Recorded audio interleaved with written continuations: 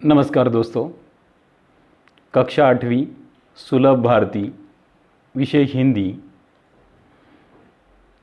आज का पाठ क्रमांक 2, वारिश कौन। लेखिका विभा राणी, मार्गदर्शक श्री डोंगरे एलबी। दोस्तों, विभा राणी द्वारा लिखित वारिश कौन। वारिश का मतलब है उत्तराधिकारी। वारिश, ये पाठ लेखन करने से पहले विभा राणी इन लेखिका का संक्षिप्त परिचय। उनका जन्म 1959 मधुबनी, बिहार में हुआ। वह एक बहुआयामी प्रतिभा की धनी विभा राणी मैथिली तथा हिंदी की भाषा की लेखन करने वाली एक अच्छी लेखिका हैं। उन्होंने कहानी, गीत, अनुवाद, साहित्य, नाट्य लेखन आदि में भी उन्होंने अच्छी तरह से लेखन किया है। उनकी कुछ प्रमुख रचनाएं वह इस प्रकार हैं: चल खुसरो घर अपने, मिथिला की लोक कथाएँ, गोनू झा के किस्से, अगले जन्म मोहे बिटिया न कीजिए। इसी प्रकार की उनकी कुछ रचनाएं भी हैं। शायद ये जो पाठ है, इस पाठ में एक कहानी उन्होंने ली है और इस कहानी में हमें उत्तम फल प्राप्त करने के लिए समय और साधनों का सदुपयोग करना चाहिए। जो ऐसा करता है वह जीवन में सफलता प्राप्त करता है, और इसी उद्देश्य को लेकर उन्होंने इस कहानी में संवादात्मक रूप इस कहानी में लिया गया है। इसमें एक राजा तथा उनकी 4 बेटियां हैं। राजा अपने वारिस चुनाव के लिए कौन सा सुझाव यहाँ पर रखता है और वह किस प्रकार अपनी बेटी का चुनाव करता है, ये संवादात्मक रूप में इस कहानी में बताए गए हैं।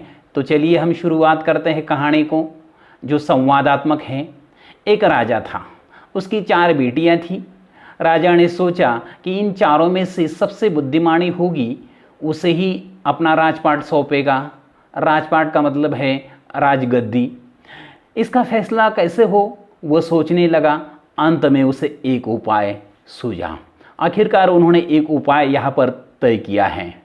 उसने एक दिन चारों बेटियों को अपने पास बुलाया, गेहूं के 100-100 दाने दिए और कहा, इसे तुम अपने पास रखो। 5 साल बाद मैं जब इसे मांगूंगा तब मुझे वापस कर देना। गेहूं के दाने लेकर चारों बहनें अपने अपने कमरे में लौट आई। बड़ी बहन ने उस दानों को खिड़की के बाहर फेंक दिया।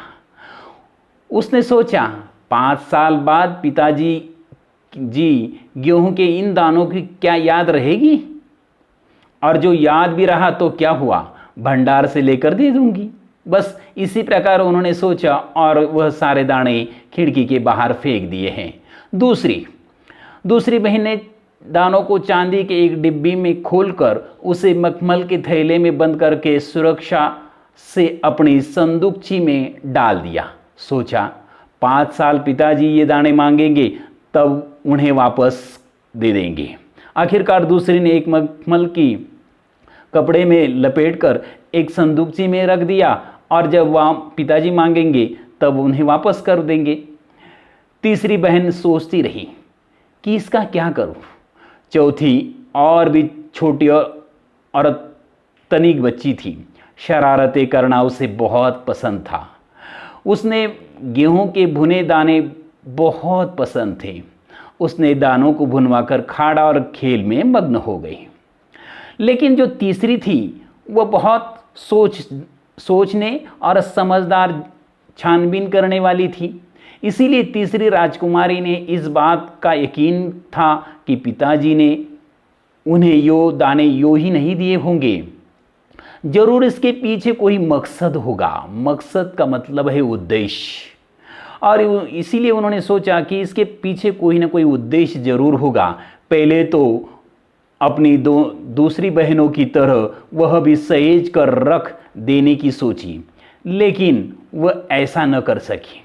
जिस प्रकार बाकी बहनों ने भी संभाल कर रखा है या सहजता से न उसका ध्यान रखकर फेंक दिया, उसी प्रकार वह भी सोचने लगी। लेकिन बाद में फिर से उन्होंने सोचा और फिर अपने कमरे में के पीछे जो जमीन है उसमें उन्होंने वह दाने बो दिए। बोना का मतलब है लगाना।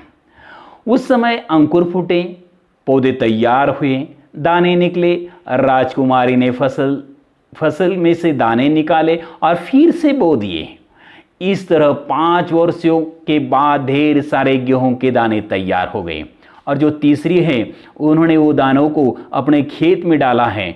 वह दाने फिर से तैयार हो गए, फिर से उन्हें खेत में डाला। इसी प्रकार 5 साल में बहुत सारे दाने तैयार हो गए हैं। 5 साल बाद फिर चारों बहनों को बुलाया गया और आज 5 साल पहले मैंने जो गेहूं के 100 दाने दिए थे वह कहाँ हैं? वह वापस करना है। कहाँ है वे दाने? जब राजा ने अपने चारों बेटियों को बुलाकर वह दाने मांगे और उन्होंने कहा है वह कहाँ हैं? बड़ी बेटी भंडार घर में जाकर गेहूं के दाने ले आई, राजा को दिए। तब राजा ने पूछा, क्या ये वही दाने हैं जो मैंने आपको 5 साल पहले दिए थे? पहले तो राजकुमारी ने कहा, हाँ वही दाने हैं। मगर जब राजा ने फिर से कड़क कर पूछा तो उन्होंने सारी बात बता दी और सारा राज खुल गए हैं। राजा ने दूसरी राजकुमारी से पूछा, तुम्हारे दाने कहाँ हैं? दूसरी राजकुमारी ने संदूकची में से मखमल के खोल वाली डिब्बी उठा लाई, जिसमें से वह गेहूं के दाने सहेज कर रखे थे, संभाल कर रखे थे। राजा ने उसे खोल कर देखा, दाने सड़ गए थे। तीसरी राजकुमारी से पूछा, तुमने क्या क्या किया उन दानों का? तीसरी राजकुमारी ने राजा के प्रश्न का उत्तर सहजता से न लेते हुए थोड़ा बुद्धिमानी से देते हुए कहा, मैं इसका उत्तर आपको अभी नहीं दूंगी, क्योंकि जवाब पाने के लिए आपको यहां से दूर जाना पड़ेगा और मैं वहां आपको कल ले चलूंगी। आखिरकार तीसरी ने भी इसी प्रकार का जवाब दिया है। राजा ने अब चौथी और छोटी राजकुमार से पूछा। उसने बेपरवाही से ही जवाब दिया, उन दानों की कोई कीमत है पिताजी? वैसे तो ढेरों दाने भंडार में पड़े हैं। आप तो जानते हैं गेहूं के भुने दानों मुझे बहुत अच्छे लगते हैं, सो मैं उन्हें भुनवाकर खा गई। आप भी पिताजी किन किन चक्करों में पड़ जाते हैं? इसी प्रकार उन्होंने कहा, पिताजी आप भी छोटी छोटी बातों के पीछे पड़ जाते हो या चक्करों में पड़ जाते हो? चक्कर में पड़ना ये मुहावरा है। चक्कर में पड़ना का मतलब है द्विधा में पड़ना। सभी के उत्तर से राजा को भी बड़ी निराशा हुई। चारों में से अब उसे केवल तीसरी बेटी में ही थोड़ी उम्मीद थी। शायद तीनों में से तो 3 प्रश्नों के उत्तर हल हो चुके थे। अब तीसरी बेटी में के ऊपर थोड़ी सी उम्मीद का मतलब है आशा। दूसरे दिन तीसरी राजकुमारी राजा के पास गई। उसने कहा, चलिए पिताजी, मैं आपको गेहूं के वे दाने काहे दिखाती हूं। राजा रथ पर सवार हो गया। रथ महल के पार करके खेत की तरफ चल पड़ा। राजा ने पूछा, आखिर कहाँ रख छोड़े हैं तुम्हें वह 100 दाने? इन 100 दानों के लिए तुम कहाँ कहाँ मुझे चक्कर लगवाओगी? तब तक रथ एक हरे भरे खेत के सामने आकर रुक गया। राजा ने देखा, सामने बहुत बड़े खेत में गेहूं की फसल थी। उसकी बालियां हवा में झूम रही थी। बालिया का मतलब है गेहूं के ऊपर का हिस्सा जिसमें अनाज के दाने होते हैं। जैसे राजा को खुशी भरा गीत सुनाई रहा हो। राजा ने हैरानी से राजकुमारी की ओर देखा और राजकुमारी से कहा, और राजकुमारी ने तब अपने पिता को समझाते हुए कहा, पिताजी ये है वे दाने जो आज लाखों लाख के रूप में आपके सामने दिखाई देते हैं। मैंने उन 100 दानों को बोकर इतनी अधिक बड़ी फसल तैयार की है। आखिरकार राजा को अपने बेटी पर गर्व हुआ है। आखिरकार राजा ने उसे गले लगा लिया। ये मुहावरा है गले लगाना। गले लगाना का मतलब है प्यार से मिलना, आलिंगन देना। और कहा, अब मैं निश्चिंत हो गया, तुम मेरे राज्य की सच्ची उत्तराधिकारी यानी वारिश हो। इस प्रकार राजा को अपने बेटी पर गर्व हुआ और उन्होंने राजकुमारी को, तीसरी राजकुमारी को राज्य का उत्तराधिकारी के रूप में चुना गया। इससे स्पष्ट होता है, समय और पर्याप्त साधनों का सही उपयोग करें तो सफलता अवश्य प्राप्त होती है। दोस्तों, इस प्रकार ये जो संवादात्मक कहानी है, संवादात्मक कहानी के द्वारा राजा अपने बेटियों की परीक्षा लेकर वारिश चुनता है। तो चलिए दोस्तों, अब स्वाध्याय की तरफ चलते हैं। प्रश्न पहला, जो नए प्रश्न के रूप में हम लेने वाले हैं, नई पद्धति के रूप में लेने वाले हैं, उसमें सबसे पहला प्रश्न, सूचना के अनुसार कृतियां पूर्ण कीजिए।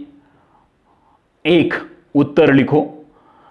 संजाल में देखिए, गेहूं के दानों का चारों बहनों ने क्या किया। 4 संजाल में आपको उसके उत्तर लेखन करने हैं।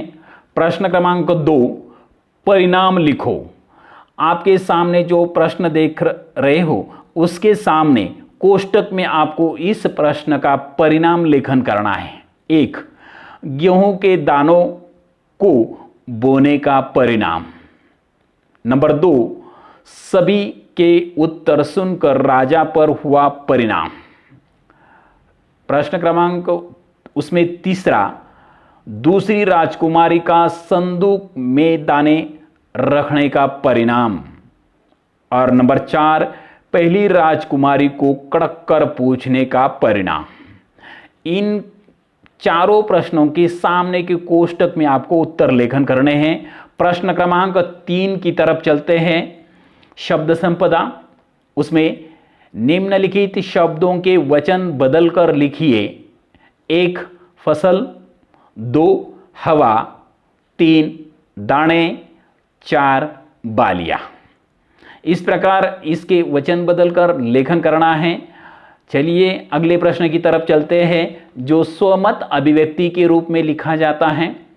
तो प्रश्न क्रमांक 4, स्वमत अभिव्यक्ति। बुद्धिमान शासक के शासन में ही प्रजा सुखी रहती है, इस विषय पर आप अपना मत लेखन कीजिए। धन्यवाद दोस्तों। अगर आपको ये पाठ अच्छा लगा तो सब्सक्राइब करना ना भूलें, लाइक कीजिए। धन्यवाद।